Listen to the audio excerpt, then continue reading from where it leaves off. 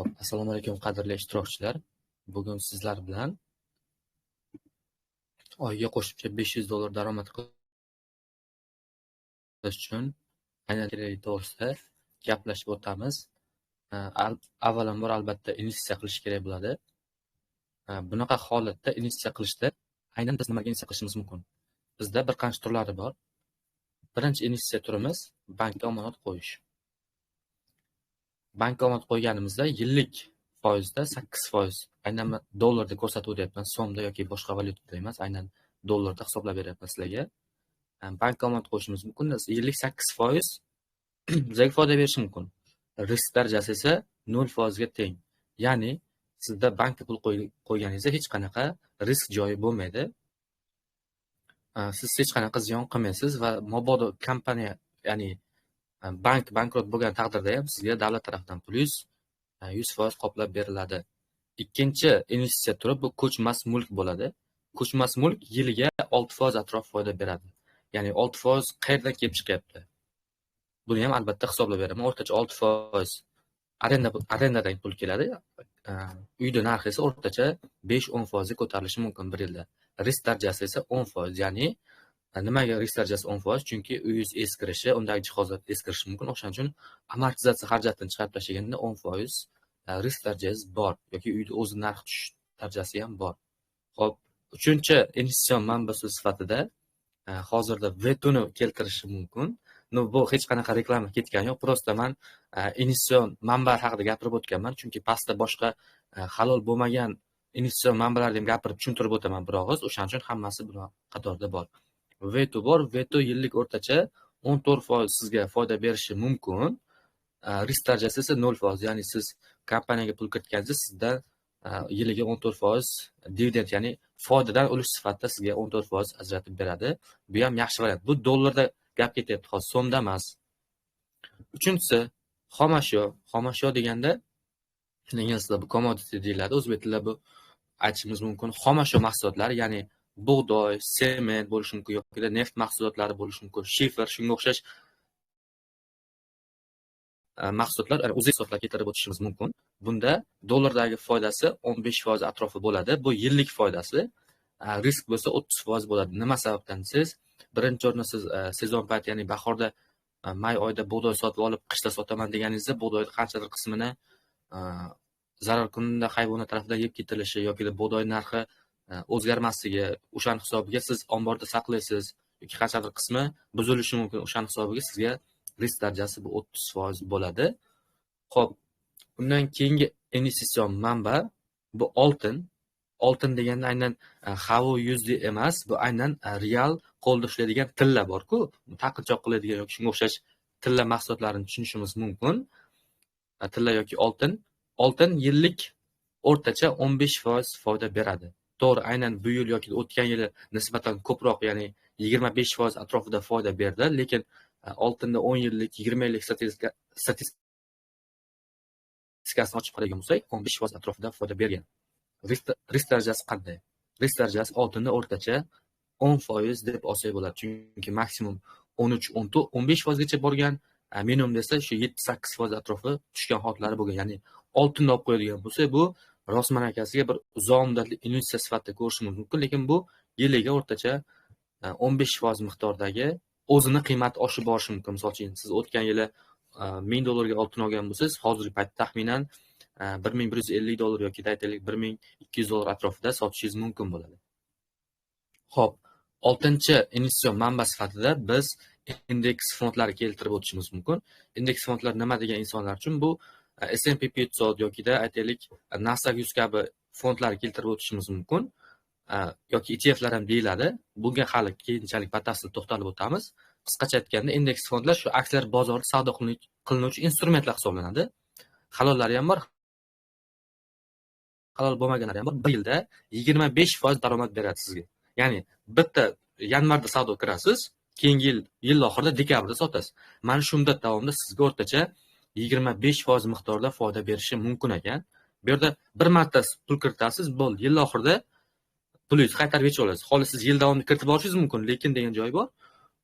Yillik o'rtacha 25% daromad beradi. Endi buni risk darajasi qancha desiz, bu 20% darajasi bor. Ya'ni mabodo risk degani bu xavf-xatar yoki ziyon qilish ehtimolligingiz degani.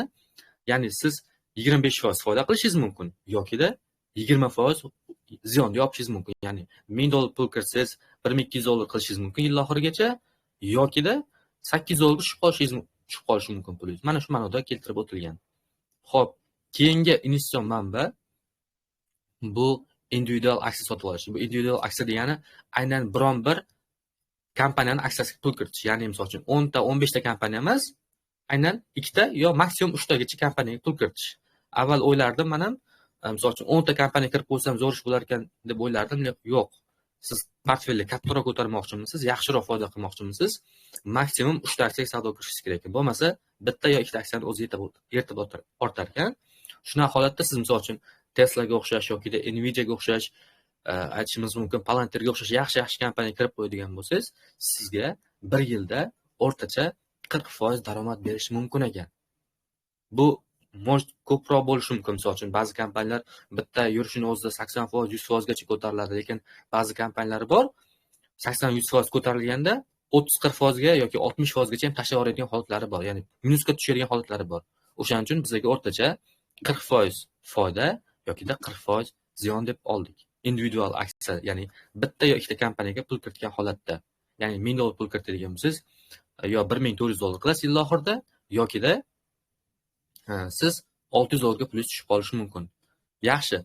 Endi bundan buyog'iga keyingi investitsion manbalar nisbatan riski ham, foyda darajasi ham anchagina yuqori bo'lgan investitsion manba hisoblanadi.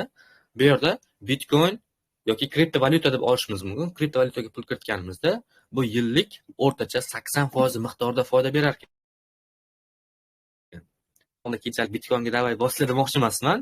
Lekin Bitcoin boshqa investitsion manbalar, ya'ni mana bularga nisbatan oltin, indeks fondlar, aksiya, xomashyo, ko'chmas mulk, bank omonati hammasidan ko'ra ko'proq Bitcoin ko'proq foyda berar ekan. Bu yillik o'rtacha 80% miqdorda, balki 100-150% gacha o'sib ketishi mumkin. Lekin o'rtacha olganimizda yillik 80% o'sish kuzatilar ekan Bitcoin yokida Ethereum shunga o'xshash eng mashhur katta kriptovalyuta kompaniyalar, kriptovalyutalarda. Endi bunda risk darajasi qanday desiz? Risk darajasi 60% ekan. 60%. Bu degani siz $1000 pul kiritsangiz, hech qanaqa bilimga ega bo'lmasdan turib, hozir hammasi tushuntirganimda, hech qanaqa bilimga ega bo'lmasdan turib siz savdo kirdingiz, yo 80% foyda bilan yopasiz 1 yildan keyin, yokida yil oxirida 60% ziyon yopishingiz mumkin, yomon holatda. Bu aynan hisoblab chiqilgan va statistika qilib chiqilgan narsalar hisoblanadi. Bugun aynan darsimiz nimaga statistika istadim? Chunki biz nimadir ish qilishimizda avval statistikani bilib olib, o'shanga qarab ish qilishimiz kerak deb o'ylayman. Sababi, misol uchun aytadigan bo'lsak, pedagogika universiteti bo'lsa, o'sha yerga 100 ta talaba kiradigan bo'lsa, o'shani 95 tasi, 98 tasi ertaga o'qituvchi bo'lib chiqadi-da. Lekin aynan bu yerda hozir biz trading yo investitsiya sohasiga kirgan insonlarda hammasi ham foydada chiqmaydi. O'shaning uchun aynan biz statistikani bilib olib, yoki qancha foydan kutyapmiz, qancha ziyon kutyapmiz, qaysi biriga tayyormiz. Mana shu narsani bilib olib savdo qiladigan bo'lsak, bizga nisbatan keyinchalik savdo tariximizda yokida o'zimizni foyda qilishimiz uchun anchagina kerakli ma'lumot bo'lishi mumkin degan fikrdaman. Xo'p, 8 ta manbani ko'rib o'tdik. Endi bundan buyog'iga riskimiz oshadi va shunga yarasha foydamiz ham oshadi. Bu yerda Amerika fond bozorida savdo qilinuvchi penny aksiya hisoblanadi. Penny aksiya bu nima desiz? Narx arzon bo'lgan, misol uchun 50 sent, 20 sent, 30 sent, aytaylik $1, $2 narxdagi kichkina kompaniya. Bu kichkina kompaniya misol tariqasida aytishim mumkin, misol uchun qaysi bir garajda ochilgan firma bo'lishi mumkin yoki sal kattaroq firma bo'lishi mumkin. Bitta so'z bilan aytganda, bu Amerika bozori uchun juda kichkina kompaniyalar, mikro kompaniya sifatida ko'riladi va bu kompaniyalar bitta yurish davomida, ya'ni bitta qanaqadir kattaroq kompaniya bilan shartnoma imzolab biza yurishni boshladik desa, qanaqadir kichkinagina yaxshi xabar chiqarishi ham bu kompaniyani o'zini aksiyasi narxi 3-4 barobar, 5 barobargacha bir kunda o'zida oshib ketishiga sababchi bo'ladi. Bunaqa holatda misol uchun siz $100 pul kiritadigan bo'lsangiz, $100 bir kun yo 2 kun ichida $500-600 ga oshib ketib qolishi ehtimolligi bor. Va bunda risk darajasi 95%. Nimaga 95%? Agar siz bitta kompaniyaga, penny kompaniyaga aytaylik 20 sentlik aksiyaga savdo kirib qo'ydingiz, 20 sentlik aksiyaga savdo qilganingizdan so'ng siz investitsiya qilib qo'ydingiz. Aytaylik, 1 yilga hech qanaqa bilimga ega bo'luvchi savdo qilib qo'ydingiz va 1 yil kutmoqchisiz. Bo'ldi, 1 yil kutasiz, 1 yildan keyin ochib qaraysiz, kamida 90-95% ziyonda bo'lasiz. Bu penni kompaniyalar, misol uchun Amerika fond bozori taxminan 2000 tadan oshiqroq penni kompaniya bo'lsa, 2000 ta penni kompaniyani 1990 tasiga tegishli bo'lgan gap. Tushunyapsizmi? 2000 ta kompaniya bo'lsa, savdo qilasiz, 1990 tasi 1 yildan keyin ochib qaraysiz, kamida 90-95% portfelingiz ziyonda bo'ladi. Shuncha aytmoqchimanki, avval men o'zim penni aksiyada savdo qilganman, lekin qayta ketma-ket ziyon qilavergandan keyin aynan penni aksiyalar yig'ishtirganman va katta aksiyalarga o'tganman. Mana bu yerdagi individual aksiya olish yoki mana bu indeks fondlar ham aksiya sifatida qaraladi, lekin bular kattaroq aksiya bo'lganligi uchun riski ham anchagina kam. Penni aksiyada ko'rib turganingizda 5-6 barobar foyda qilishingiz mumkin, lekin shu bilan birgalikda bu 95% ziyon qilish ehtimolligingiz bor degani, sohani bilmasdan turib ishlashda. Keyingisi altcoinlar yoki meme coinlar hisoblanadi. Meme coinlar deganda misol uchun Dogecoin bor, har xil Trump coinlar bor yokida aytishimiz mumkin, har xil bitta so'z bilan aytganda juda ko'plab har 2 kunda, 3 kunda bir marta meme coinlar yoki hype coinlar chiqariladi. Bu coinlarga ham pul kiritish qaysirimanda investitsiya sifatida umuman xato deb bilaman va bunda siz agar mobodo pul kiritadigan bo'lsangiz, omadingiz kelib qolsa, pulingizni 5-10 barobar, balki 100 barobargacha ko'paytirib olishingiz mumkin. Misol uchun Trump meme coin'i chiqqan paytida bir kunda o'zida taxminan 20 barobarga narxi oshdi. Ya'ni bu degani $100 pul kiritgan bo'lsangiz, u $2000 bo'lib qoldi bir kunda degani. Bu nerealniy narsa-da. Ya'ni tabiatda uchramaydigan narsa demoqchiman. Va bunda risk darajasi esa 99.99%. Ya'ni bu laxatron degani. Ya'ni meme coinlar misol uchun chiqadi. Misol uchun kuniga bitta yoki har 2 kunda bitta chiqadigan bo'lsa, misol uchun 1 yilda aytaylik taxminan 200-300 ta meme coin bo'ladigan bo'lsa, o'shalarda yo bittasi yo ikkitasi normalni tepaga otib qoladi, bir 20-30 barobarga otadi. Qolgan hammasi bozorga chiqadi, yo'q bo'lib ketadi. 100 barobar 99.99% ga narxi tushib ketib qoladi. Va bu altcoinlar ham hammasi to'g'ri kelmaydigan narsa sifatida qarayman. Va keyingisi forex, how use bo'ladi yoki forexda boshqa valyuta juftliklari ham bor va bularda ham siz foyda qilishingiz mumkin. 5-10 barobar foyda qilib qolishingiz mumkin. Ya'ni $100 pul kiritib 500-600 ga tushirib chiqarishingiz mumkin. Yokida $100 kiritgan pulingiz 100% risk ostida 0 ga tushishi mumkin. Ya'ni $100 uxladi degan. Va bularning hammasini aynan oxirgi mana penny aksiya, altcoin, meme coinlarning hammasini men bitta so'z bilan aytgan bo'lardim. Hozir qimor deb aytgan bo'lardim. Mana 12-manba sifatida aytganman. AdNexBet, kazino, qimor, bularning hammasi siz pulingizni 5 barobar, 10 barobar, 20-30 hop 100 barobar oshirib olishingiz mumkin-da. Lekin sizni pulingiz yo'qotish ehtimoligi 95% dan hammasi baland. 95%, 99% qimor mana forex bilan AdNexBet, kazino, qimor hammasi teng. Bir xil darajadagi narsa degan bu aynan shaxsiy fikrim. Nimaga desangiz, men o'zim statistika qilib chiqqanda, mana shu oxirgi 4 talasi har doim sohaga kirib kelgan inson, men bu katta foiz berishga qiziqadi-da. Men bu 10%, 25% berishga qiziqmaydi ular. Pulni 5 barobar, 10 barobar ko'paytirib olsam deb o'ylaydi ular. Va ular hammasini nima bo'ladi oxirida? Oxiri boy bo'ladi. Ya'ni pulini 100% yo'qotib yo'q bo'ladi. Xullas puli bo'ldi. Deydi, omad kelmadi deb qo'yadi. Lekin sizga bugun aytmoqchi bo'lgan narsa,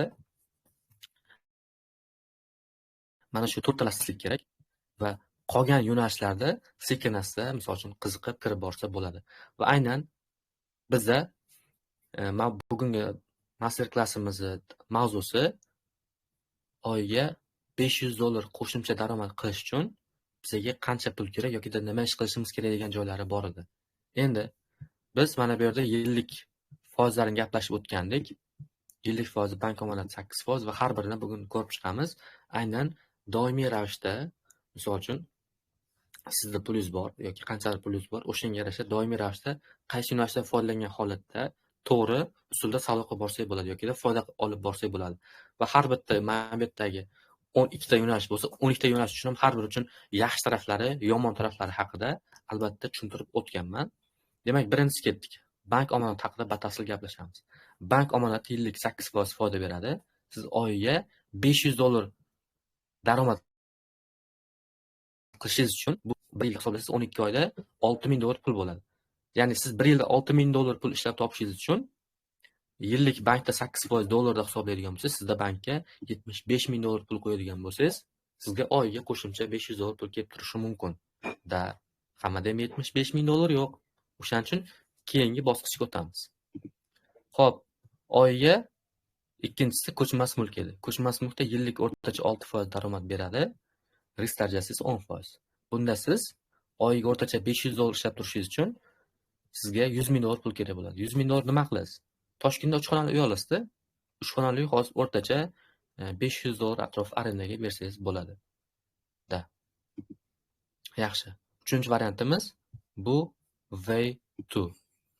V2 da. Xo'p. Foyda yillik 14%, risk darajasi esa 0%. Endi siz oyiga o'rtacha $500 pul ishlab topishingiz uchun siz bunda 45 kerak bo'ladi. Chunki yillik bu 13-14% atrofida sizga foyda beradi.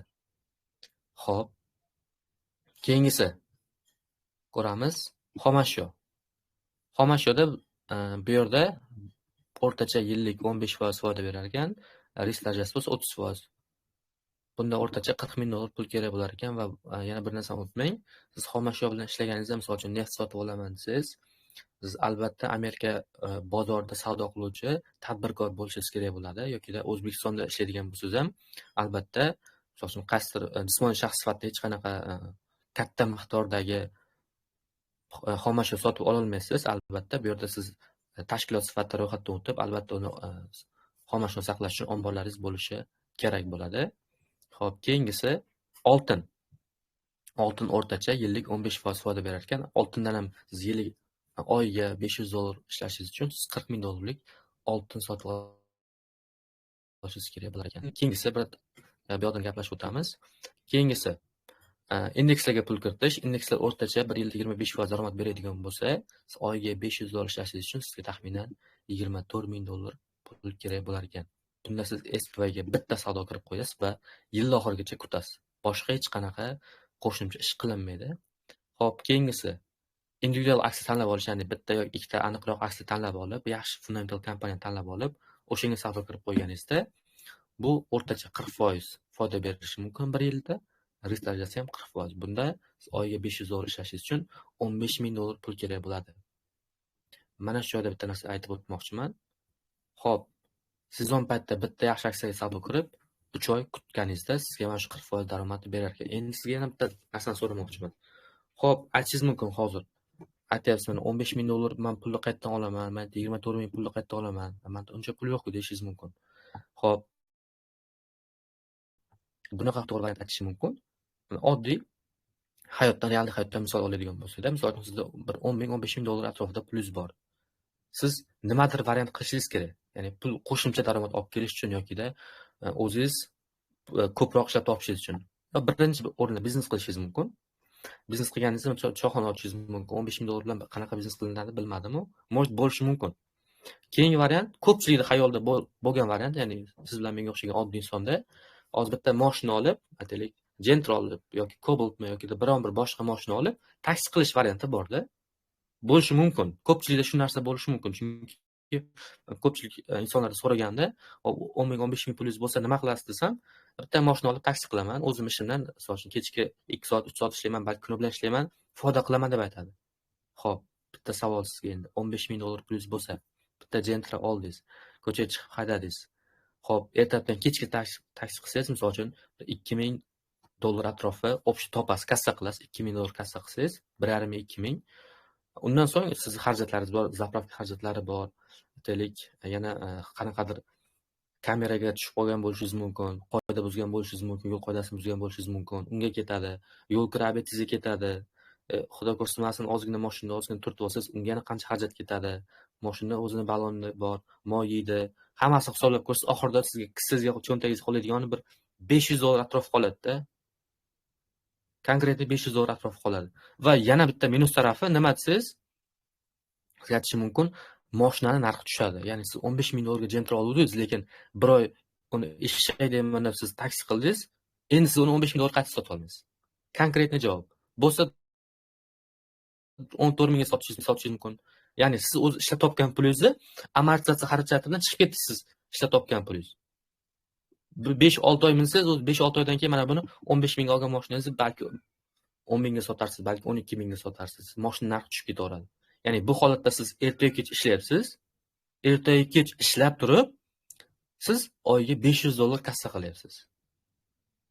Mana bu fond bozorga pul kiritganingizda, siz 15 ming dollar pul kiritib, qolgan bir kun o'tirasiz, yaxshilab o'tirib savdo qilasizda, savdo qilib bitta yaxshi aksiya kirib qo'yasiz va 3 oy kutasiz.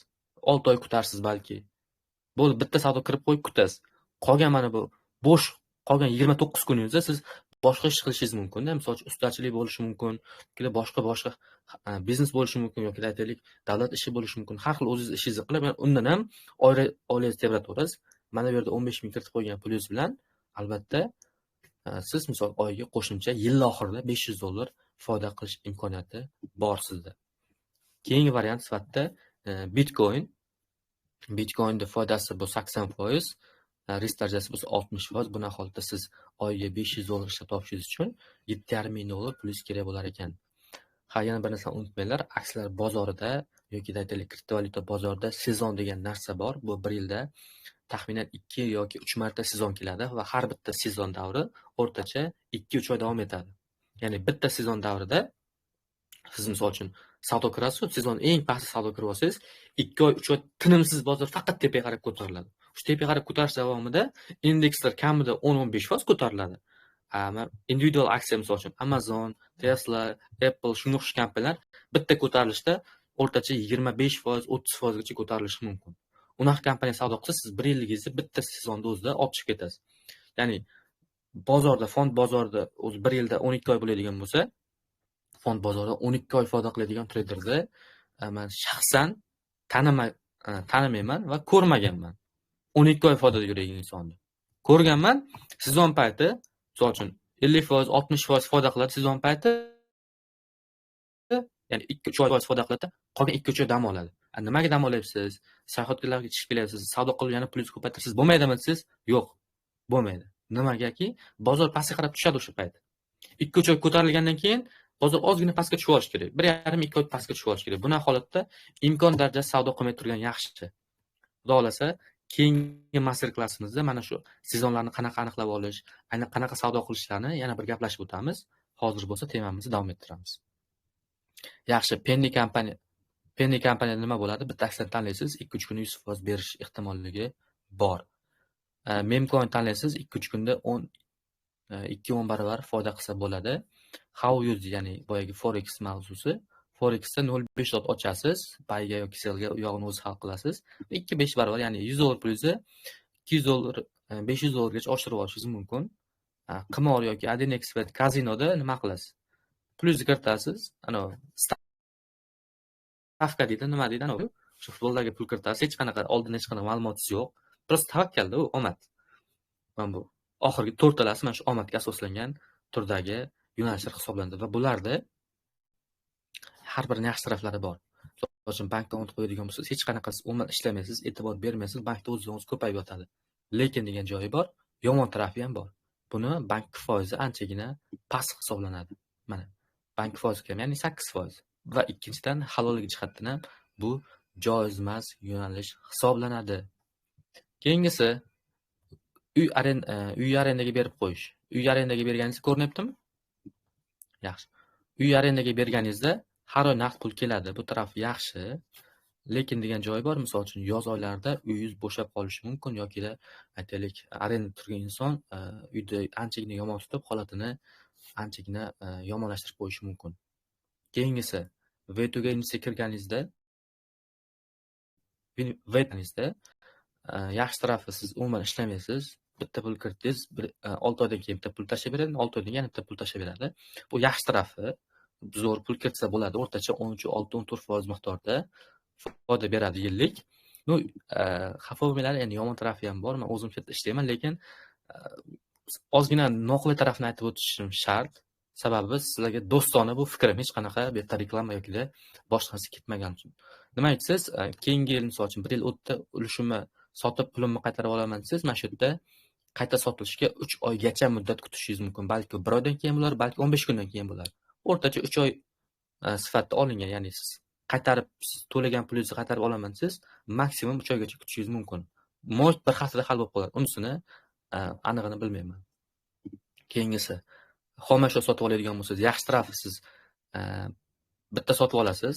Sotib olish jarayoniga qancha vaqt bilan muddat ketadi, siz olib borib omborga joylab qo'yasiz va qishda yoki boshqa vaqt sezon kelib qolgan paytda siz 2 oy tinimsiz ishlaysiz. Ya'ni o'sha sotib olgan mahsulotingizni maydalab yoki ulgurji sotishingiz uchun baribir 1-2 oy vaqt ketadi. O'sha sotgan vaqtingizda baribir 1-2 oy ishlaysiz. Bu yaxshi tarafi, ya'ni 12 oy emas, 2 oygina ishlaysiz. Yomon tarafi nima desangiz, tovar holati buzilishi mumkin. Misol uchun siz sement sotib oladigan bo'lsangiz, boya aytib o'tilgandek, sement omborga borib qo'ygansiz, eng tagdagi birinchi qavati yo'q bo'lib ketadi, qotib qoladi. Yoki bodo yoki siz uni kalamushga o'xshash zararkunlar hasharotlar yeb qo'yishi mumkin. Yoki shunga o'xshash holatlar bo'lishi mumkin va o'sha yomon taraflari bo'ladi va bular hammasi joiz mana. Qaysilarga joiz ekan? Aksiyalar, indekslarga pul kiritish, oltin sotib olish, xomashyo sotib olish, bularning hammasi halol. Xo'p, sotib olishda siz umuman ishlamaysiz. Shuni oltin sotib olasiz, uyingizga olib kelib qo'yasiz, bo'ldi. Yomon tarafi nima desiz? Endi oltin baribir oltinda, uyingizda turgandan keyin o'rlatib qo'yishingiz mumkin. Yura xo'sh o'tirasiz. Aytdi $40,000 oltinim bor edi, qayerga qo'ysam ekan, hech kim olib ketib qolmadimikan, qo'shni tushib qolmasmikan o'g'irlikka deb qo'rqasiz ozgina. Mana shu tarafi ozgina o'ylantiradi. Keyingisi SPY. Buni yaxshi tarafi doimiy kuzatib tura olasiz. Ya'ni plyus ko'payaptimi, kamayaptimi, buni doimiy kuzatib tura olasiz. Ya'ni sizni telefoningizda bo'ladi. Telefoningizda bugun ko'tarilyapti ekan, ertaga tushyapti ekan, undan kun yana ko'tarilyapti ekan deb doimiy kuzatib tura olasiz. Shu bilan birgalikda siz pulingizni xohlagan paytda yechib olishingiz imkoniyati bor. Mana bu SPY, ya'ni indekslar yoki aksiyalarga savdo qiladigan bo'lsangiz, xohlagan paytingiz yechib olish imkoniyati bor. Pulingizni joyida savdoni to'xtatib yechib olishingiz mumkin. Endi buni yomon tarafi nima desangiz, SPY yoki biron bir aksiyaga kirsangiz yoki aytaylik Bitcoin qatgina sezon payti ishlaydi, boshqa payt ishlamaydi. Sezon paytdan boshqa paytda siz ming savdo qilasiz, urinasiz, baribir foydasi yo'q. Nabar ziyonga tiqib qo'yasiz. O'shaning uchun iloji boricha sezon payti ishlab olish kerak, keyinchalik to'xtatib turish kerak bo'ladi savdoni. Xo'p, Penny kompaniya 10 tadan bittasi o'xshaydi. Memcoin 20 tadan 100 tadan yoki bittasi yoki ikkitasi o'xshab qoladi. Forexda nima? Forexda tez, katta foyda yaxshi, lekin slif qilib qo'yish yoki pul yo'qotish tomonlari bor. Forexda bitta qimorga yaqin taraf nima desiz? $100 pul qo'yasiz, $200 qilasiz, pul yechmaysiz, $250 qilasiz, pul yechmaysiz. $300 qilgan payti, qilaman degan paytingiz pul 0 ga tenglashadi. 0 ga tushgandan keyin, shu yerda xato qilib qo'ydim, endi bu safar bu xatoni qilmayman desa, yana qaytarib $100 qo'yasiz. $100 yana slif qilasiz. Endi xafa bo'lmanglar, bir ikkita forex tanishlarim bor. Hammasi ham emas, balki bordir yaxshilari, unisini bilmayman. Bir ikkita tanishlarim bor. Где-то bir $4,000-5,000 yo'q qilib yuborgan. Nimani orqasiga yo'q qilib yuborgan? Siz mana bu $100, $200, $200 qo'yib yo'q qilib yuborgan. Ya'ni qo'yadi, ko'paytiraman deydi, tap etib slif qiladi, yo'q qiladi. Keyingisi AdinExpert. Bu juda yomon narsa va bularning hammasi joiz emas sifatida qaraladi. Penny kompaniyalar orasida halollari, joizlari ham bor, lekin spekulyatsiyaga moyil bo'lgani uchun balkim bilmadim. Lekin Penny kompaniya baribir kompaniya bo'lgani uchun ham joiz sifatida qaralgan. Lekin boyagi Memcoin yoki Forex va AdinExpert bu chista 100% halol emas deb aytilgan. Bu fatvoni men bermaganman. Buni internetda ko'rsangiz bo'ladi. Islom Uzdan yoki boshqa AOFI tashkilotlari bergan ma'lumotlar asosida sizlarga men bu halolligini aytib beryapman. Chunki hech qaysi o'zimning fikrim emas. Shunchaki mas'ul tashkilotlar bor, o'sha tashkilotlar bergan ma'lumot asosida sizlarga tekshirib beryapman. Yaxshi. Keyingi mavzuga o'tamiz. Keyingi mavzu bizda onlayn savdo. Trading o'zi bu nima degan inson uchun sizlarga sodda qilib tushuntirgan bo'lardim. Trading bu onlayn savdo qilish. Xuddi bozordagi o'xshab savdo qilish, faqatgina onlayn savdo qilish. Bozorda kartoshka piyoz savdo qilsa bo'ladi, aytaylik, hamma savdo, oziq-ovqat savdo qilsa bo'ladi yoki maishiy texnika savdo qilsa bo'ladi. Xo'p, aynan tradingda, ya'ni onlayn savdoda nimalar bilan savdo qilishimiz mumkin, nimalarda biz oldi sotdi qilishimiz mumkin desangiz, hozircha o'zim bilgan bir 8 ta yo'nalish aytmoqchiman. Lekin o'sha 8 yo'nalishim asosiy 2 ta yo'nalishga bo'linadi.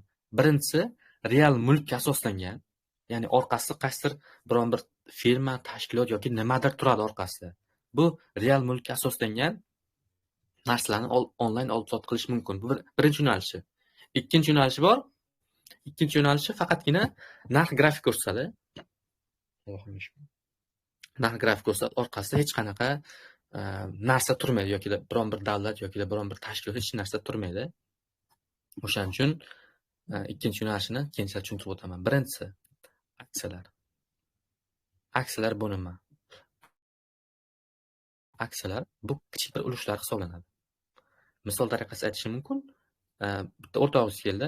O'rtog'ingiz biznes boshlamoqchi.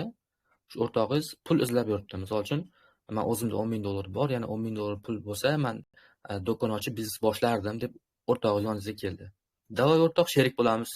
Foydani 50-50 bo'lishamiz. Chunki sen $10,000 pul qo'shyapsan, men $10,000 pul qo'shyapman. Davay birgalikda sherikchilik bo'lib ishlaymiz. Foydani ham teng bo'lishamiz deb kelishishingiz, bu o'sha aksiyani yoki ulushni bo'lishib olish bo'ladi. Aksiya degani ham asli ulush degani, kompaniyaning bir kichkina ulushi degani. Endi aytishingiz mumkin. Misol uchun Apple, Tesla, Microsoft kabi kompaniyalarning aksiyalari ham bor. Xo'p, Apple, Tesla, Microsoft bu juda katta kompaniyalar-ku. Ularni men qanaqa qilib sherigi bo'lishim mumkin, biznes sherigi bo'lishim mumkin siz? Da, to'g'ri. Ular juda katta trillion kerak bo'lsa trillion dollarlik kompaniya hisoblanadi, lekin siz kiritgan summa baribir siz kiritgan summasi ular sherik ochib aytaylik, siz kiritgan summa o'sha Apple'da katta ofisidagi aytaylik qaysidir bitta stolda xarajatni qoplab berish uchun mablag' bo'lishi mumkin-da, yoki Tesla zavodidagi qaysidir ustanovda bir qismini puli bo'lishi mumkin. Ya'ni siz bitta so'z bilan aytganda o'sha kompaniyani siz ulushdoriga, biznes rahbariga aylanasiz. Endi faqat biznes rahbari ekanman deb borib eshigini tepib kira olmaysiz. Unaqa bo'lishi uchun kamida misol uchun kompaniyaning 1% ulushi egalik qilish kerak bo'ladi. Xullas bitta so'z bilan aytganda, kompaniyani kichik bir ulushi, aytaylik 100 dan bir ulushi, 1000 dan bir ulushi yoki milliondan bir ulushi bo'lishi mumkin. Xo'p, aksiyada nima qilinadi? Siz kompaniyani aksiyasini sotib olasiz. Kompaniya foyda ko'rsa, siz ham foyda ko'rasiz, ziyon ko'rsa, siz ham ziyon ko'rasiz. Orqasida nima bor desiz, kompaniya ulushi bor. Agar mabodo ertaga kompaniya yomon yangilik chiqarib bankrot bo'lib qolsa, sizga pulingizni ma'lum bir miqdordagi qismini qoplab beradi. Aytaylik, 30%, 60% gacha qismini sizga pulingizni qoplab beradi. Ya'ni $1000 pul kiritdingiz, ertasi kuni kompaniya bankrot bo'lib, o'shana holda siz kiritgan $1000 da aytaylik $600 ni qoplab beradi. Men sizga buni isbotlab beraman, faqat sal keyinroq. Tushundingizmi? O'shaning uchun aynan kompaniya aksiyasi sotib olishda orqasida mana bu kompaniya turadi. Misol Apple'da aksiya sotib olsangiz, sizga o'sha orqasida butun boshli Apple brendi turadi, butun boshli kompaniyasi turadi. Mabodo Apple bankrot bo'lsa, iPhone ishlab chiqarish to'xtaydi. Yoki sizga pulingizni qanchalar qismini qaytarib beradi. O'sha Apple zavodini yoki telefonlarini sotish orqali. Xo'p, ikkinchi turdagi real mulkka asoslangan narsa bu ETF'lar deyiladi. ETF qisqacha qilib aytganda Exchange Traded Fund. Buni o'zbekcha qilib soddaroq qilib aytamiz. Bu oddiy, misol uchun bitta emas, mana bu yerda siz Apple'ga bitta pul kiritganingiz, Tesla'ga alohida pul kiritganingiz, endi Apple, Tesla'ga o'xshash bir 500 ta kompaniyani hammasini jamlab bitta joyga to'plab qo'yadi-da. Siz agar $500 pul kiritadigan bo'lsa, o'sha 500 ta kompaniyaga aytaylik $1 taqsimlab chiqadi. Ya'ni bu tayyor portfelda. Siz 10 taksiga bitta savdo qilib chiqmaysizda, bitta ETF o'ziga savdo qilasiz, sizning pulingizni hammasiga taqsimlab boradi. Va buni riski juda kam bo'ladi. Chunki 500 ta kompaniyaning hammasi birdaniga bankrot bo'lishi mumkin emas-da. Bo'lsa bittasi bo'ladi, ikkitasi bo'ladi, lekin qolgan 498 tasi sizni portfelingiz baribir ko'tarib, plyusga olib chiqib turadi. O'shaning uchun bu juda riski kichkina bo'lgan usul hisoblanadi va bularda diversifikatsiya qilishda eng yaxshi qulay usul hisoblanadi. Eng mashhur ETF'larga S&P 500, ya'ni SP500 deyiladi. Keyingisi eng yirik 500 ta kompaniyadan, keyingisi Nasdaq 100, texnologik sektoridagi, ya'ni telefon ishlab chiqaruvchi shunga o'xshash bir 100 ta kompaniyani o'z ichiga olgan bo'ladi. Lekin degan joyi bor. ETF'larning aksariyati halol emas deyiladi. Nimaga desangiz, ETF'larning tarkibida ham albatta spirtnoy ishlab chiqaruvchi, pornografiya ishlab chiqaruvchi yokida kreditlar o'sha kompaniyalar bo'lishi mumkin. O'shaning uchun ham ETFlarning hammasi ham halol emas bo'lishi mumkin. Shu sababli ham halol ETFlar bor. Halol ETFlarga bitta misol sizlarga Hilal Tigr mana shunaqa internetda Hilal deb izlab ko'rsanglar chiqadi. Hilal bu halol taxminan bir 70-80 ta kompaniyani o'z ichiga olgan dubayskiy firma hisoblanadi. Bu ham investitsion tashkilot. Bu ham o'rtacha yillik 20-25% atrofida foyda beradi. Keyingisi, uchinchisi, real mulk asosidagi obligatsiya yoki bondlar. Bondni hukumat, ya'ni Amerika hukumati yokida biron bir kompaniya chiqarishi mumkin. Bu obligatsiya bu nima degani desangiz, obligatsiya bu qarz. Misol uchun kompaniya rivojlanishi kerak, rivojlanish uchun pul kerak bo'ldi. O'sha pulni qayerdan olishi mumkin? Aksiya chiqarishi mumkin. Bu birinchi variant. Ikkinchisi bond chiqarishi mumkin. Bond bu qarz. Qarz deganda misol uchun sizga aytadi, menga deydi 100 ming dollar pul kerak. Qaraytadi, xo'p, yaxshi. Unda bond chiqaramiz. Aksiya shu bondni bir donasi narxi 1 dollar bo'lgan, 100 mingta bond chiqaramiz deb aytadi. Xo'p, biza bond sotib oldik. Bizga nima foydasi bor desiz? Bondda yillik aniq belgilangan foiz beradi. Aksiyada foiz bermaydi. Misol uchun aksiya sotib oldingiz, ko'payishi, uni aksiya kompaniya yurib ketishi yoki aksiyasi narxi pastga tushib ketishi noma'lum. Lekin obligatsiyada sizga aniq belgilangan foizdagi pul beradi. Ya'ni xuddi bankka omonat qo'yganingizga o'xshab, bu yerda ham bondda ham xuddi shunaqa sizga omonatda foiz beradi. Kompaniya foyda qiladimi, foyda qilmaydimi, sizga aynan belgilangan foizdagi summani beradi. Bu kreditga o'xshash, lekin ozgina farq qiladigan joylari bor. Xo'p, o'shaning uchun ham misol uchun kompaniya foyda qiladimi, foyda qilmaydimi, sizga aniq belgilangan foiz berilganligi uchun obligatsiya ham qaysidir ma'noda halol emas deb qaralgan. Obligatsiyani bitta halol turi bor, uning ham nomi sukuk deyiladi. Keyinchalik to'xtalib o'tsak bo'ladi. Yaxshi. Undan keyingisi 4-yo'nalishimiz, halol bo'lgan yo'nalish bu xom ashyo bozorida savdo qilish. Buning uchun boya aytib o'tganimdek, siz Amerikada ishlovchi tadbirkor bo'lishingiz kerak, o'shandagina siz xom ashyo birjasida savdo qila olasiz va bunda neft, gaz, ko'mir, oltin, sement, bug'doy, xullas nima xom ashyo bo'lsa, siryo deydi. O'sha siryo bilan oldi-sotdi qilsiz bo'ladi. O'zbekistonda bo'lsa, bu O'zexchange kabi alohida birjada oldi-sotdi qilinadi. E'tibor bergansiz, oltinni ham men bu yerda xom ashyoga qo'shib ketdim. Qachonki siz real oltinni sotib olib, uyingizga olib kelib qo'ysangiz yokida bank seyfingizga borib qo'ysangiz, mana oltin markazlardan olib uyingizga olib kelib qo'ysangiz, o'shandagina bu halol bo'ladi. Keyingi ikkinchi yo'nalishimiz bu hammasi real mulkka asoslangan vositalar edi. Aksiya, ETF, obligatsiya va xom ashyo. Xo'p, to'rttasini ko'rib o'tdik. Endi hech narsa yo'q bo'lgan, prosta raqam sizga ko'rsatadigan manbalar ham bor. Bular bilan ham onlayn savdo qilsa bo'ladi, lekin bularning deyarli ko'pchiligi halol emas sifatida qaraladi. Tagida hech narsa yo'q, ya'ni bu derivativ deyiladi. Derivativ so'zining ma'nosi hosila instrument degan. Nima degani hosila desiz, nimadir ko'ryapti-da, o'sha narsani kopiya qilib olyapti degan. Tushundingizmi? Mana shu narsa kopiya qilib olishi bu derivativ deyiladi. Misol uchun, siz opsion oldi-sotdisida nima bo'ladi desiz, opsionda siz aksiya narxi o'ynaydi. Aksiya narxi o'ynaganda aksiyani sotib siz real mulk egalik qilasiz. Ertaga misol uchun kompaniya bankrot bo'lsa, sizga aksiyani qanchadir qismini pulingiz qaytarib beradi. Lekin opsionda unaqa emas. Opsion mana aksiya narxiga tafovut qiladi. Qarab turib, deydi, aksiya qanaqa yursa, men ham shunaqa yuraman deb o'ziga imitatsiya qilib oladi, kopiya qilib oladi. Shu kopiya qilib olgan jarayonda siz opsion sotib olsangiz, foydangiz misol aksiya 5% yursa, sizni opsiondagi foydangiz 20% bo'ladi. Yani 4 barobar ko'proq bo'ladi opsionda. Lekin degan taraf bor, agar aksiya yurmay qolsa, mana pulingiz uxladi degan, yo'q bo'ldi degan. Aytaylik, bir hafta yoki 10 kun muddat beriladi, o'sha muddat ichida aksiya yurmadimi, opsioningiz uxladi, kuydi degan. Ya'ni 1 tiyinga qimmat bo'lib qoldi degan. O'shaning uchun opsionlar orqasida tagida hech qanaqa real mulk bo'lmaganligi uchun, prosta bu kopiya bo'lganligi uchun ham bu halol emas sifatida qaraladi. Keyingisi indekslar. Indekslar bu ham shu derivativ hisoblanadi, ya'ni kopiya nimadandir nusxa olingan bo'ladi. Bularga misol sifatida keltirishimiz mumkin. SP 500, Nasdaq, DXY, VIXlar bular hammasi indeks bo'ladi. Indeks faqatgina mana bu yerdagi ETFlarda, mana bu yerda real kompaniyalarda ulushlari bor-ku, tayyor portfel bor. O'shandagi narx harakatini kopiya qiladi bular. Tushundingizmi? ko'payib qoladi. Endi buni ETFlarda nima ustunlik tarafi bor desangiz, ETF sotib olganingizda siz qo'shimcha pul, ya'ni ular sizga tayyor diversifikatsiya qilingan portfel tayyorlab bergani uchun har 100 ta ETF sotib olsangiz, sizga taxminan 80 sent, 85 sent atrofi komissiya oladi. Indekslarda bo'lsa hech qanaqa komissiya olmaydi. Bu birinchi tarafi.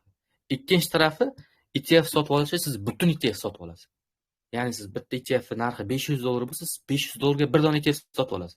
$600 plyus bo'lsa, $100 plyus bo'sh qolib ketadi. Indeks esa unaqa emas. $600 plyus bormi? Indeks narxi $500'likmi? Bittasi narxi $500'mi? Siz $600'ga 1.12 ta indeks sotib ola olasiz. Tushundingizmi? Indeks ham ozgina misol komissionki taraflari yoki ozgina pulni qancha pul kiritish yoki qancha pul chiqarish degan taraflarda ozgina qulayliklar bo'lgani uchun odamlar indeksdan ham foyda qilish yo'llarini o'ylab topishgan, lekin ETFlar bir xil yuradi. Foizi ham hammasi kopiya, bir xil kopiya. ETF grafikini oladi-da, indeksni qo'yib qo'yadi. Nomini o'zgartirib qo'yadi, bo'ldi, tamom. Mana shu yerda sizga indeks paydo bo'lib qoladi. Bu ham halol emas bo'ladi, chunki mana bu yerda tagida real kompaniya bo'lsa, bu yerda esa prosta grafik ko'rinadi xolos. Boshqa hech narsa yo'q. Xo'p, 7-chi manba bu kriptovalyuta hisoblanadi. Kriptovalyuta bu ba'zi manbalarda halol, ba'zi manbalarda halol emas degan joylari bor. Misol uchun Rossiya ulamolari halol deyishgan, lekin misol uchun Indoneziyaniki yo'q, halol emas bu deyishgan. Xullas, bu so'roq ostidagi narsa, ikkilanish ostidagi narsa. Buni aynasiga fatvosini mana shu bo'yicha ketinglar deya olmayman. Mo'j qiziqsalar izlanib ko'rsanglar bo'ladi. Kriptovalyuta asosan Binance platformasi yo MetaMask platformalarida savdo qilinadi va bu raqamlashtirilgan valyuta. Soddaroq qilib aytganda, bu oddiy plastik kartazdagi so'm pul bor-ku, xuddi o'shanga o'xshash narsa. Faqatgina bitta farqli tarafi nima, siz bu markazlashmagan.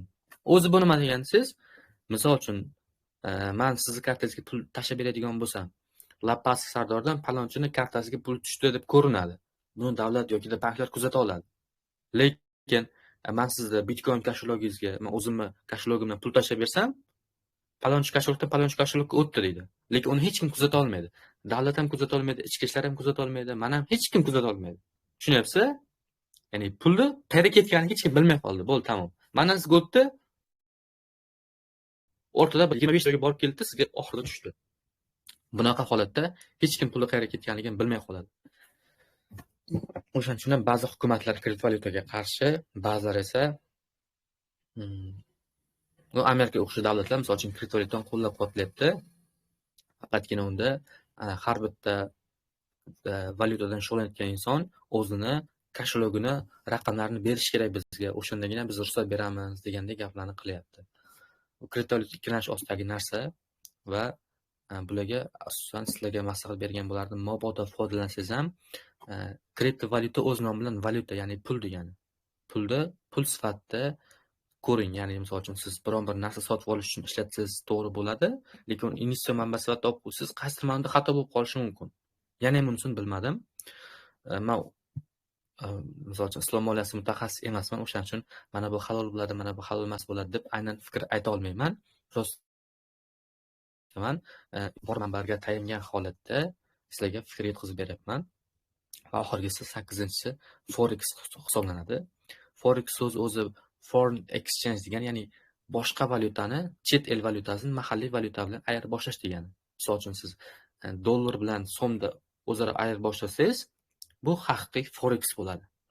Lekin bizda qushtirnoq ichidagi ko'pchilik brokerlar tarafidan, ya'ni o'rtakash tashkilotlar tarafidan o'sha narx harakatini ham kopiya qilib qo'ygan ular. Misol uchun aytaylik, oddiy dollar bilan so'm bor. Hozirgi paytda misol uchun dollar kursi $1 taxminan 12.500 so'm.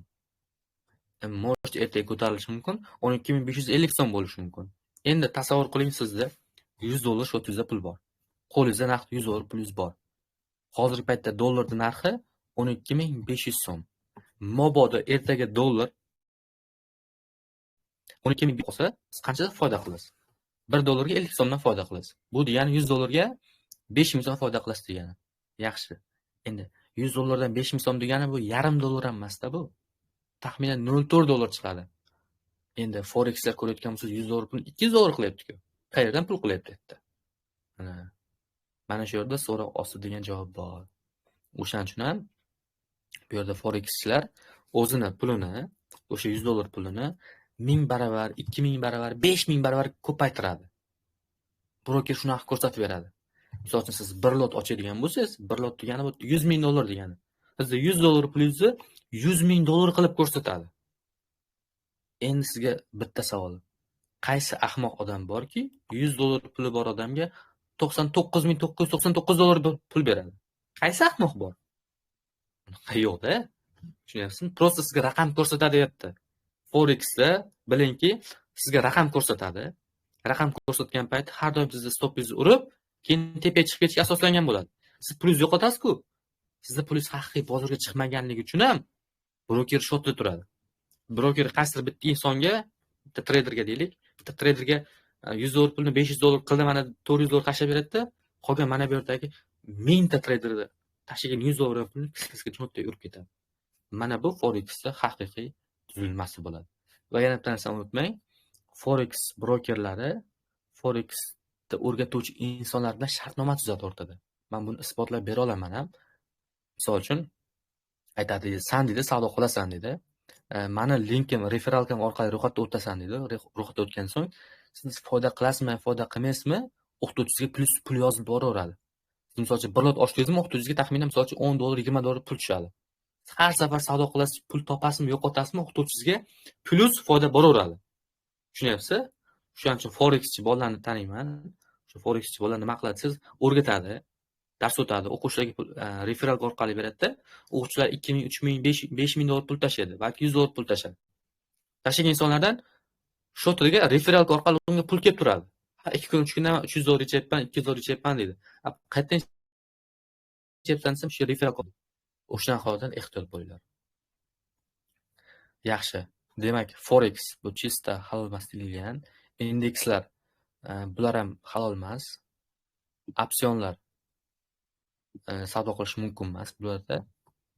Biz faqatgina aksiyada savdo qilsak bo'ladi. Aynan halol bo'lgan ETFda, hamma ETFda emas, aynan halol bo'lgan ETFlarda savdo qilsak bo'lar ekan.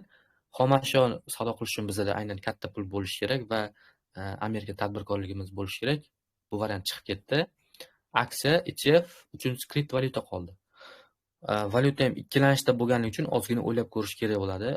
Mo'jman qilaveraman siz, omadsiz bersin. Hozircha men oldimda mana shu ikkita variant bor. ETFlar nisbatan kamroq foyda beradi. Aytaylik, yiliga 20-25% beradi. Yomon emas.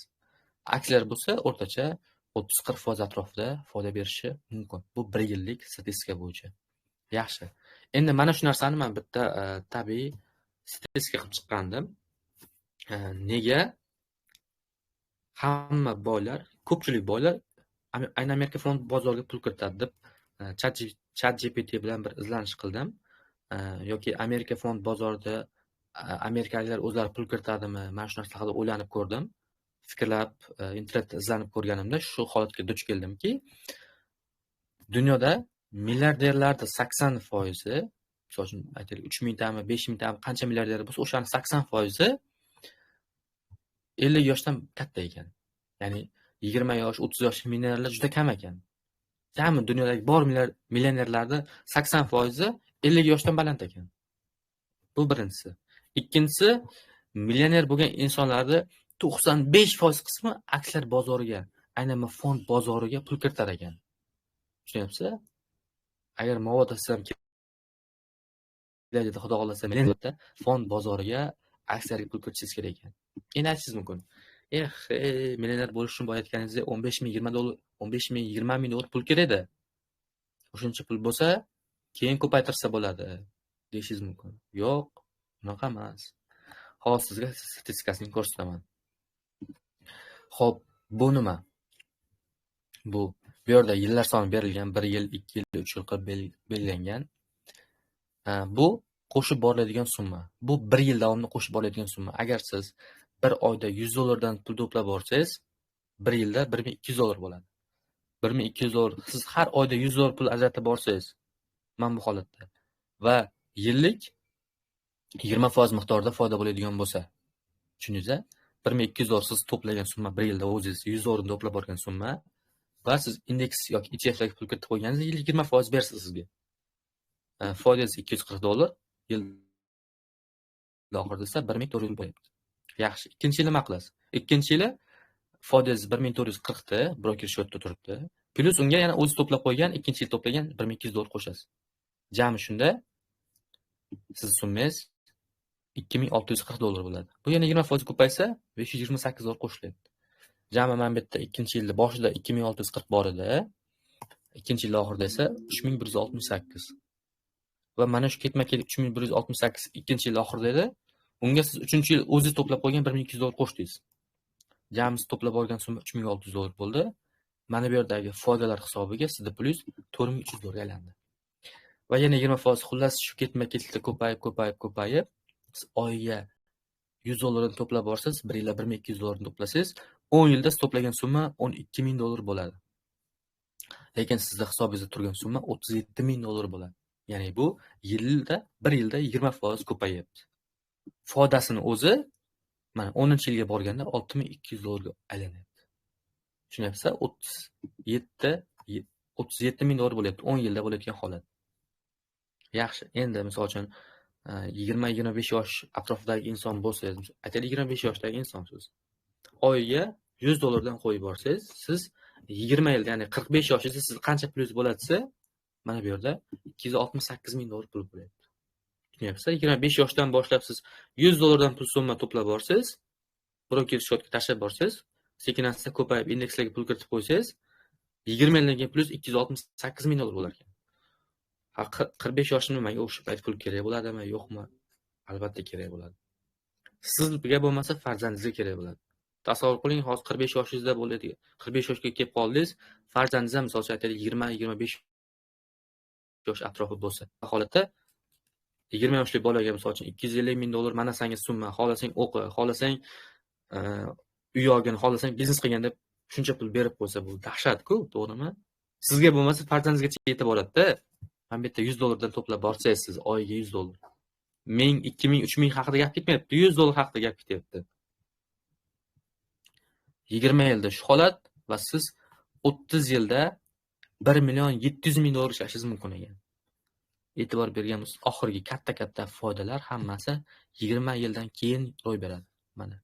Agar siz oyiga $100 tashlab borsiz, bu yillik 20% ko'payib bersa indekslarda, siz 28-yili millionerga aylangan bo'lar ekansiz.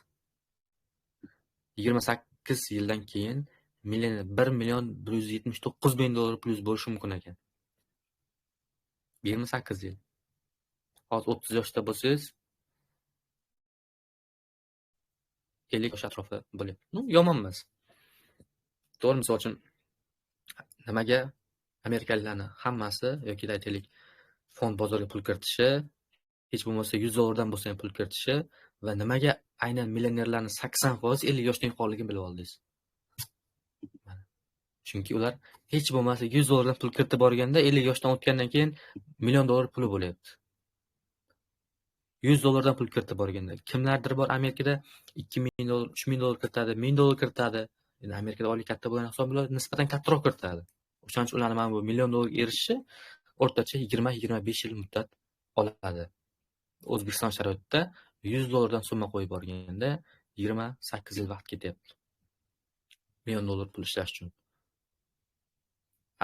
Xo'p, 60 yoshingizda ishlasangiz ham o'sha $1,000,000 da bo'ldi, siz umringiz oxirigacha bu yoqqa yetadi. Siz borib sayohatga chiqing xohlasangiz, Dubaylarga boring, Maldivlarga borib, kampirchangiz qo'ldan ushlab olib, farzandingizni o'qishlarga jo'nating, Kembridjlarga o'qisin. Uy olib tashlang 10 ta, 5 ta, xullas nechta olsangiz. Ya'ni aytmoqchi bo'lgan narsam, siz oyiga $100 dan pul to'plab borganingizda va fond bozorida ko'payib, mana bu 20% ko'payib borgan hisobiga sizga shuncha pul aylanyapti. Siz mana 20 yildan keyin to'plagan summangiz ham mana $24,000 bo'lyapti. Lekin mana bu foiz oshib borish hisobiga, pul o'z ko'payib borish hisobiga shuncha pulga aylanyapti. Bu investing yo'nalishi, ya'ni aksiyalarga bitta savdo qilasiz, bir yilda bir marta savdo qilasiz, bo'ldi. Yil oxirida xohlasangiz yechib olasiz, xohlasangiz yil oxirida yana qaytadan investitsiya qilib qo'yasiz. Bu oddiy holat sifatida ko'rsangiz bo'ladi. Bu investing yo'nalishi. Endi tezroq erishsa bo'ladimi? Tezroq erishsa bo'ladimi? Qani sinab ko'ramiz. Buni ham statistika chiqqanman. Bizda keyingi yo'nalish bu trading yo'nalishi bo'ladi. Kirishda aytaylik $1000 pulim bor. Shu $1000 man oyiga 5% foyda qilib ko'paytirib bormoqchiman desangiz, qilsa bo'ladi, lekin siz o'z ishingizni tashlab qo'yishingizga to'g'ri kelib qoladi. Buning uchun yo kattaroq summa bo'lishi kerak. Yo $1000 pulim bilan man oila boqaman, shu pulimni ko'paytiraman deyishingiz bu to'g'risini aytganda bu orzu havas bu. Nerealniy narsa bu. Aynan fond bozorida. Mana sizga tabiiy statistikani aytaman mana. O'rtacha oyiga 5% degani bu kuniga qancha bo'ladi? Kuniga 0.25% bo'ladi. Ya'ni siz bir kun savdo qilsangiz 0.25%, bu любой aksiya olsa bo'ladi-da. O'sha holatda mana oylik 5% hisobladim. Bunda siz $1000 pulingizni $50 ishlashingiz mumkin bir oyda. Buni holat ko'payib mana 1050 bo'ladi. 1050 dan 5% 1103 va ko'payib ana 12 oy mana bu oylar soni. Birinchi yil oxirida sizning pulingiz $1000 boshlang'ich summangiz, umuman depozit qo'ymasdan ishladingiz. Bir so'm ham pul yechmadingiz. Lekin har oy daromad qildingiz. Buni holatda siz birinchi yil oxirida $1800 pul ishlashingiz mumkin ekan. $1000 $800 ga qo'shildi ustiga. Yaxshi. Ikkinchi yil ham tinimsiz harakat qildingiz, oyiga 5% dan soqqani qildingiz, ikkinchi yili $3200 bo'ldi pulingiz. Hali ham $3200 dan oyiga siz $150 pul ishlayapsiz. Ashi bo'lmaydi. Kam. Yo'q, prosta qiziqishga olib qo'ysangiz mayli, lekin qiziqishga 5% ishlash sal qiyinroqda. 3-yil oxirida $5700 bo'ldi. 4-yilda $10000 bo'ldi. 4 yil ishlab endi oyiga siz $500 ishlaydigan darajaga yetdingiz. Mana. Siz unda ham 5% stabillik haqida gap ketyapti. Lekin 5% stabillik juda qiyin masala. Juda qiyin masala. Menga bir 6 oy har oyda o'rtacha 5% daromad qilib kelgan bo'lsangiz, menga biroz aloqaga chiqing. Men sizga bir yaxshi takliflarim bor, xudo xolasa. Juda qiyin masala bu. Ijobiy holatda sizlarga ko'rsatganman. Va siz bir normal oyiga, masalan, $2000-3000 pul topaman deganingizcha, 7-8 yil bir so'm pul yechmasdan har kuni ishlab o'tirishingizga to'g'ri keladi. Har kuni siz ertaga kech trade qilib, bozorga tikilib, ko'zingiz nurini sarflab 7-8 yil ishlasangiz, o'shanda oyiga bir $2000-3000 normal summa kelishi mumkin. Bu juda qiyin holat hisoblanadi, chunki boshlang'ich depozit juda kamligi uchun. Lekin birdaniga sohaga kirib kelib, katta depozit qo'yishim kerak ekan deysham, umuman xato fikr bo'lishi mumkin. Siz $1 million olib chiqquncha taxminan qancha vaqt ketyapti ekan? Ana 11 yil, 12 yil, ana $1 million ishlashingiz 12 yil vaqt ketdi va bunda stabil 5% dan daromad qilib borganingizda endi shu paytgacha dunyo tarixida bo'lgan bitta eng zo'r trader haqida gapirmoqchiman. Yaponiyalik trader hisoblanadi. U adashmasam 8 yilda $13000 $153 million pulga aylantirgan. 8 yilda $13000 pulini $153 million ga pul aylantirgan. Shu yaponiyalik trader. U uydan chiqmagan, shu 4 ta kompyuter maydor qo'yib olganda, ertaga kech ishlab o'tiravergan. Yeb-ichishini qoplagan bo'lib, qolgan paytda faqat savdo qilib o'tirganda, o'sha inson ham oyiga 10% daromad qilgan. Oyiga 10% dan 8 yil ketma-ket daromad qilsa, o'sha $13000 puli $153 millionga aylanar ekan. Tasavvur qilyapsizmi? Oyiga 10% qilgan. Dunyo tarixida eng zo'r trader u. U 10% qilgan. Siz 5% qilsangiz ham 900 mingga otavering. Siz bunaqadan siz 12 yil qilsangiz o'shanda $1 million ishlashingiz mumkin ekan. Boshlagan $1000 summa bilan. O'shaning uchun aytmoqchiman, tradingga qachon siz $1000 qo'yib ishlamoqchi bo'lsangiz, iloji boricha investing qiling. O'zingizni boshqa sohadan kelib turadigan pulingiz bo'lsin. Siz o'sha sohada aytaylik, sartaroshmisiz, zo'r sartarosh bo'ling. O'qituvchimisiz, zo'r o'qituvchi bo'ling. Dehqonmisiz, zo'r dehqon bo'ling. Pulni bosing-da, katta summa bilan investing qilib qo'ying. O'shanda mazza qilasiz. $10,000 yoki $20,000 investitsiya qilib qo'ysangiz fond bozoriga, aksiyalarga, bu sizga 1 yilda 20% bersa ham $2000-3000 qo'shimcha kelib turadi-da. Hech bo'lmasa bitta farzandingiz kontraktiga pul bo'lib turadi. Bunaqa holatda. Lekin aktiv savdo qilishda, trading qilishda hammaga emas. Bu juda og'ir psixologik jarayon. To'g'ri, $1000 dan albatta $50-60 o'ynash hech narsa emas, lekin ertaga sal kattaroq summaga aylangan payti mazza qochib qolishi mumkin. Realniy aytyapman sizlarga. Swing qilish usuli ham bor. Swing qilishda bu yillik o'rtacha 40% sifatida ko'zladim. Balki 60%, 80%, 100% qiladigan insonlar ham bor. Yo'q emas, unaqa insonlar bor. Man aytdimki, misol uchun 2 yillik tajribasi bor inson, 1 yilda misol uchun o'rtacha sezonni bilib olgan inson, bitta sezonda 20% ishlasang, ikki sezonda 40% ishlaydi deb, yiliga 40% statistika qilib oldim. Bunaqa holatda sizda boshlang'ich $5,000 depozitingizni $100,000 aylantirish 9 yil vaqt ketar ekan. Yomon emas. $5,000 plus 9-10 yildan keyin $100,000 pulga aylanar ekan. Siz aksariyat bozor sezon paytini o'rganib olasiz. Sezon payti bitta savdo qilasiz, 3 oy ishlaysiz, sotib olasiz.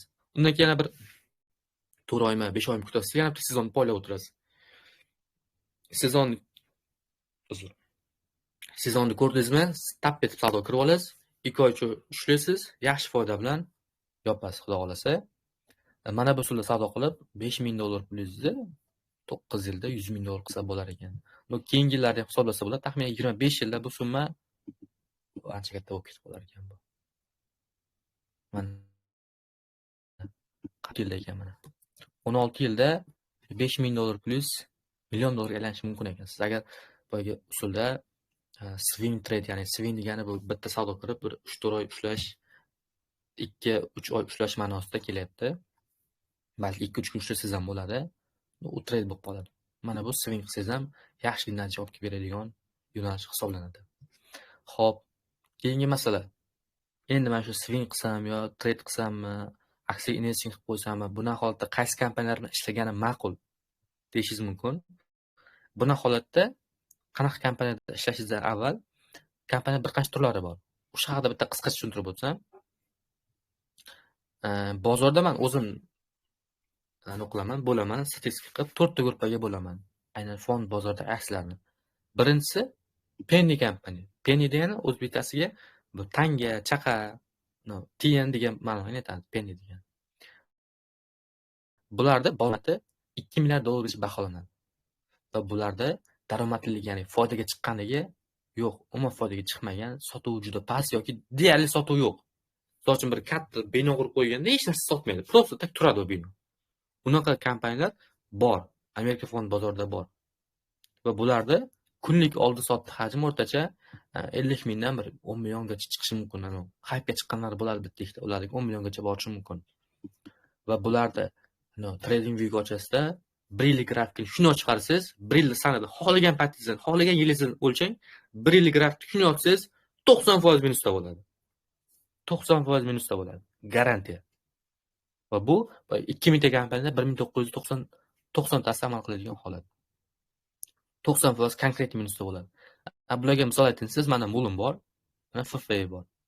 Bular elektromobil ishlab chiqaramiz deydi, lekin shu paytgacha mana Mulun kompaniyasi 10 yildan beri faoliyat olib bordi. 10 yildan beri sotgan, 20 donagina mashina sotgan. Men bu yerdagi Jamshid og'am 20 tadan ko'proq mashina sotganda, so'zim aytganda. Yaxshi. Ikkinchisi mid-cap yokida o'rtacha kapitalga ega bo'lgan kompaniyalar. Bular endi faoliyat yuritib boshlagan, yaxshi ideyalar bilan chiqyapti, lekin hali katta sotuv qilgani yo'q. Sotuvi bor, misol uchun aytaylik, yaxshi mahsulot sotadi, lekin hali ommaga ko'p sota olgani yo'q. Lekin mahsulot yaxshi. Sotuvlarni boshlagan sekin-asta. Bunaqa kompaniyalarning qiymati, bozor qiymati $2 milliard atrofi bo'ladi.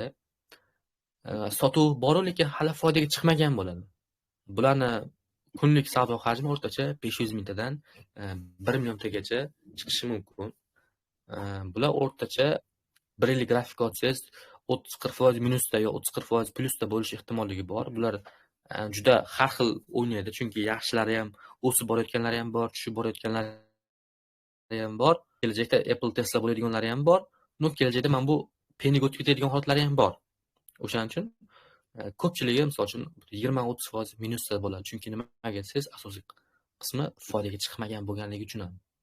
Bularga misol sifatida AI, Riot, Selinsky, Mara shunga o'xshash kompaniyalarni keltirib o'tishim mumkin. Xo'p, keyingisi fundamental baquvvat kompaniyalar. Bular qanaqa kompaniya desangiz, bular ancha yildan beri ishlab kelayotgan, ko'plab sotuv qiladigan, yaxshi foydaga chiqqan, o'zini bemalol tiklab olgan bir 50 yillik, 100 yillik kompaniyalarga aytiladi. Bularda bozor qiymati 10 milliarddan 100 milliardgacha baholanishi mumkin. Balki sal undan ham oshishi mumkin. Ularda o'rtacha kunlik savdo hajmi 500 mingtadan 1-2 milliongacha cho'zilishi oshishi mumkin. Va bular yillik o'rtacha 20% miqdorda daromad beradi.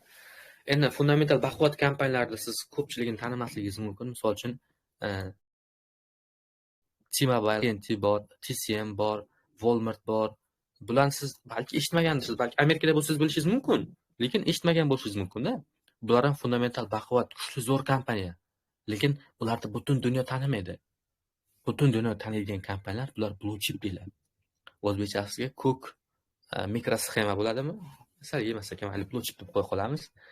Blue chip kompaniyalar 500 milliard dollar bo'lishi mumkin, bir necha trillion dollar bo'lishi mumkin va bular sotuvi zo'r, dahshat zo'r mahsulot sotadi. Sof foydaga chiqqan, dividend beradi, kerak bo'lsa dividend degan sof foydadan ulush ajratib beradi investorlarga va plus ularni butun dunyo taniydi, ya'ni brend bor. Va bularning kunlik sotuvi 3 million, 5 milliondan yuqori bo'ladi. Misol uchun 3 million donadan 5 million, 10 million dona oldi sotdi bo'ladi kuniga. Va bularda 1 yillik grafikni olsangiz, faqat plyusda, yam-yashil. 1 yillik grafik oching, o'tgan yil ham, undan avvalgi yil ham, undan avvalgi yil ham har yili plyus yopiladi. 10 ta yashilda orqasida bitta qizilcha bo'lib qolishi mumkin. Bularga kirishi mumkin. Coca-Cola kompaniyasi bor, Tesla bor, Apple bor. Misol uchun iPhone telefon ishlatsangiz mazza-ya, ana brend, o'zingiz boshqacha g'urur his qilasiz. Yoki Tesla mashinasini minib yursiz, mana bu Tesla deysiz. Ya'ni bularda brend bor. O'shaning uchun ham bular hammaning e'tiboriga tushgan va juda ko'p investitsiya kiritiladigan tashkilotlar sifatida qaraladi. Endi men o'zim aynan hozirgi paytda fundamental kuchli va buni oldi-sotdi qilaman. Va bularni xudo xohlasa sizlarga ro'yxatni tashlab beraman. Siz bozorda, Amerika fond bozorida taxminan hisoblab chiqilganda 9000 ta kompaniya bor. Yana bir taxminan 6000 tasi OTC marketda oldi-sotdi qilinadi. OTC degani bu garajdagi firmalar degani. Mana bu 9000 tasi aynan fond bozorida savdo qilinadi. Fond bozor savdo qilinadi. Shu 9000 ta o'xshib qo'ysa 15-16 ming atrofi bo'ladi. Shuncha aksiyadan siz aynan ajratib olishingiz kerak bo'lgan, sizga kerakli bo'lgan mana bu ikkala yo'nalishdagi kompaniya bo'ladi. Yaxshi foyda qilmoqchi bo'lsangiz, doimiy foyda qilmoqchi bo'lsangiz. Mana bu ikkalasidagi kompaniyalar nechta dona bor desiz, oshib borsa 100 ta dona bor. 100 ta. Undan ko'p emas. Mana shu 100 tani o'zi mana bu ikkalasiga yetadi. Endi sizga bitta savolda, siz fundamental tahlil o'rganasiz, oylab vaqtingizni ulardan hisobotlarni ochib o'qishga sarflaysiz. U qachon kerak? Qachonki siz misol uchun biron bir investitsion tashkilotda siz moliyaviy mutaxassis bo'lib ishlasangiz yoki aytaylik analitik bo'lib ishlasangiz, o'shandagina siz kompaniyani chuqur tahlil qilib chiqishingizga to'g'ri keladi. Lekin siz oddiy trader inson sifatida aytaylik, nima desam ekan, havaskor inson sifatida savdo qilmoqchi bo'lsangiz, sizga mana bu yerdagi 15 ming, 16 mingta kompaniya o'rganish shart emas. Sizga mana bu yerda 100 tagina kompaniya, fundamental baquvvat bo'lgan, sof foydaga chiqqan, savdo hajmlari yaxshi bo'lgan, xullas bitta so'z bilan aytganda zo'r kompaniyalar ro'yxati bor. 100 ta dona kompaniya bor. O'shani o'z ichida suzib yursangiz ham siz mana zo'r soqqan bo'lasiz. Men o'zimda ham, Allohimga shukr, shu bir 100 ta kompaniya qilib olganman. O'sha 100 ta kompaniya ichidan har kuni bitta qarab chiqaman. O'sha bitta qarab chiqqanda o'zi yaxshi holatga kelib qoladi. O'shanga savdo qiraman bo'ldi. Bir 9000 ta kompaniyani ochib olib, ularni skriner qilib, bir narsalar qilib, to'g'risi men boshim og'rib qoladi. Avval shunaqa qilganman, lekin hozir ozgina tangisi o'qib, Allohimga shukr, foydasi yaxshi. Xo'p, xudo xolasa, bugungi master klassimiz asosiy qismini tugatdik. O'shaning uchun videoni yozib olishni to'xtataman-da. Bundan buyog'iga qanaqa savollaringiz bo'lsa, o'sha savollarga javob berishni boshlaymiz, xudo xolasa. Recording